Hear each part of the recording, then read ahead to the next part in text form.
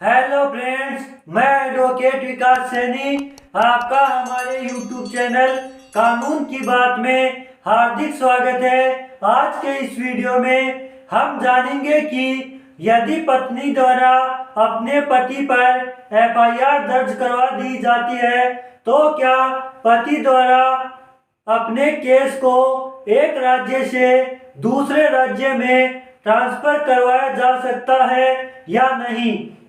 उदाहरण के लिए पति दिल्ली में रहता है और पत्नी बंगाल में रहती है और पत्नी द्वारा बंगाल में अपने पति के विरुद्ध एफआईआर दर्ज करवाई जाती है और दोस्तों कोर्ट द्वारा भी बंगाली भाषा में ही कार्यवाही की जाती है।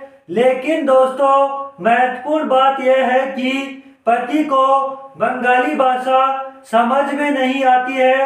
पति को केवल हिंदी और अंग्रेजी दोनों भाषा ही समझ में आती है।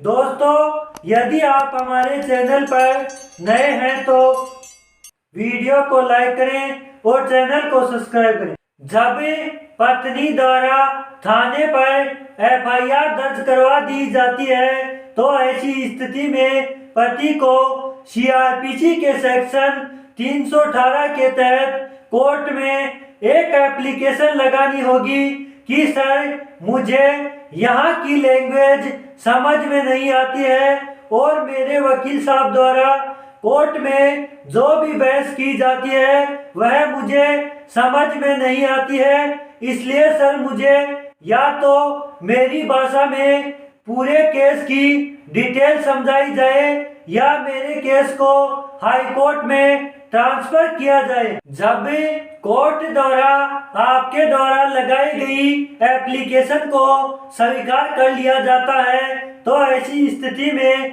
कोर्ट द्वारा आपके मामले को हाई कोर्ट में ट्रांसफर कर दिया जाता है। फिर हाई कोर्ट आपके मामले में संज्ञान लेता है और हाई कोर्ट द्वारा निर्धारित किया जाता है कि आपके मामले को कहां पर चलाया जाना चाहिए। क्योंकि दोस्तों हमारा कानून कहता है कि जब भी किसी भी अपराधी का मामला कोर्ट में चलता है तो अपराधी को अपने मामले की संपूर्ण कार्यवाही समझ में आनी चाहिए। इसलिए दोस्तों यदि पत्नी किसी अलग राज्य में रहती है और पति किसी अलग राज्य में रहता है और ऐसी स्थिति में यदि पत्नी द्वारा पति पर एफआईआर दर्ज करवा दी जाती है और पति को वहाँ की भाषा समझ में नहीं आती है तो ऐसी स्थिति में पति द्वारा सीआरपीसी के सेक्शन 318 के तहत कोर्ट में मजिस्ट्रेट के समक्ष एक एप्लीकेशन लगाई जाएगी कि सर मेरे केस को हाई कोर्ट में ट्रांसफर किया जाए। फिर कोर्ट द्वारा आपके मामले को हाई कोर्ट में ट्रांसफर कर दिया जाएगा। फिर हाई कोर्ट द्वारा निर्धारित किया जाएगा कि आपके मामले को कहां पर चलाया जाना चाहिए।